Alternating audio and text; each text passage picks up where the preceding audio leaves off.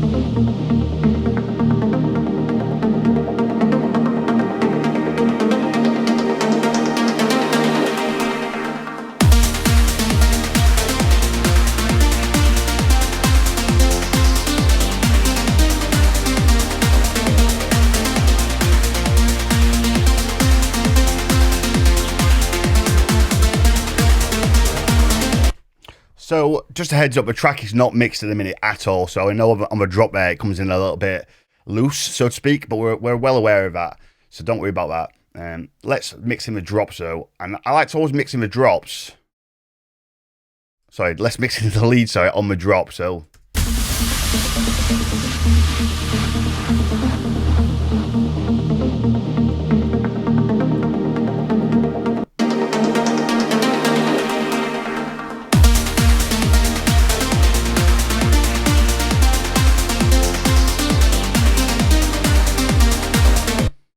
Reason I like to mix it on the drop is because you get a feel for the levels. If you mix it in on a breakdown, it might be a bit off, but we can mix it to a kick. And that way, when it comes to the breakdown, when we do the automation, it will be mixed perfectly. So that's a nice little tip for you there.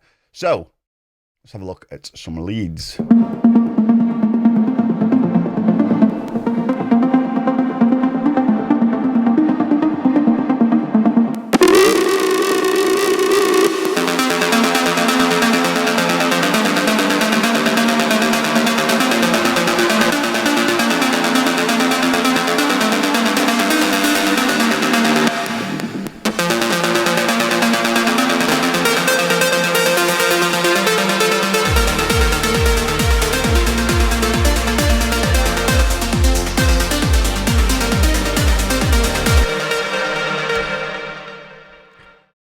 Straight away, that adds so much to the track.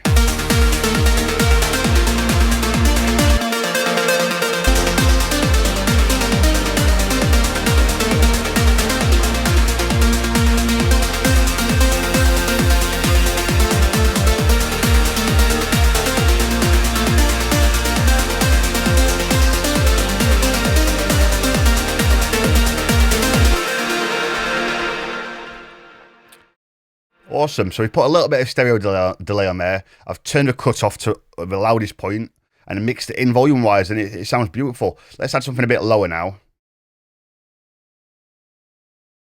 I didn't aim to go that high straight away, but it works.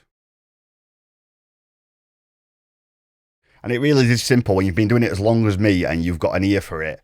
And the foundations are nice. The kick and bass, albeit are a little bit loose, they will work once mixed together. And also, William's lead is also really nice that he's already got in there. So it's super easy for me to just come in and kind of layer it up.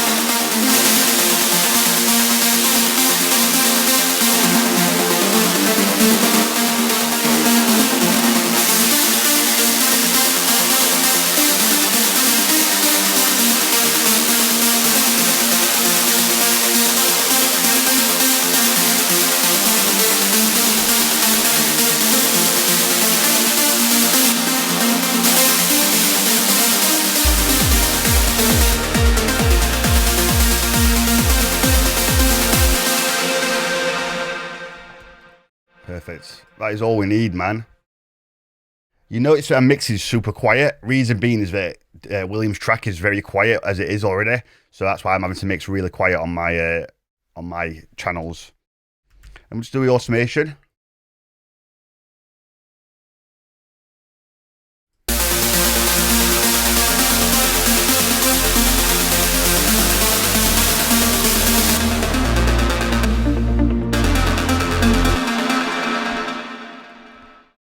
It's one of them annoying sims where the cutoff isn't working. I hate it when that happens, so we have to just use a filter instead.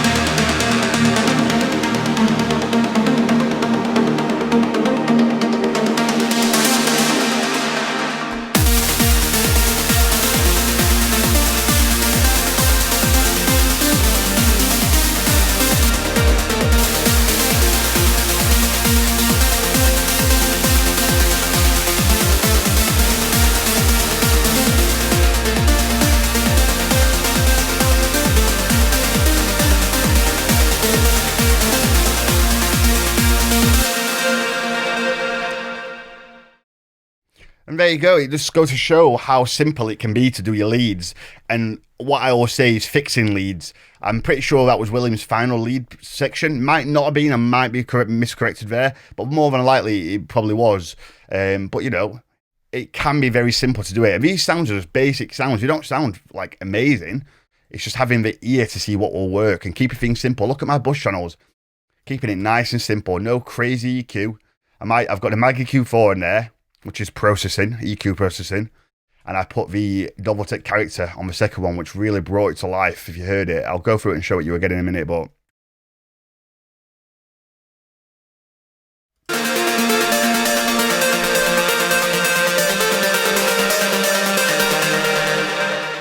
that's not a particularly pleasing sound out of a box, but it works super well within the mix. But if you turn Mag EQ4 off,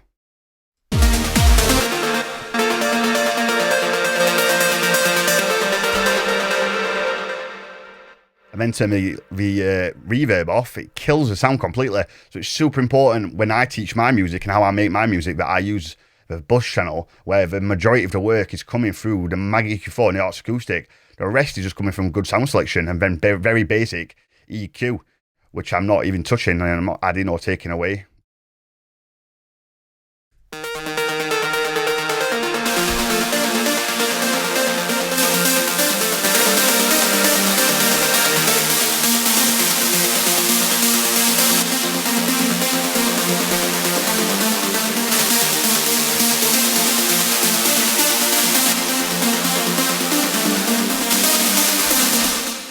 That vocal add air does exactly what I needed to do. It adds a shitload of air to the higher end.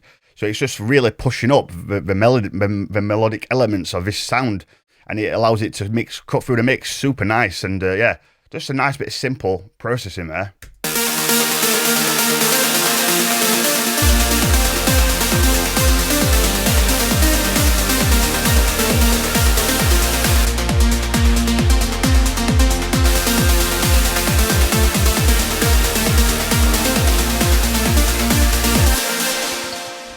Time.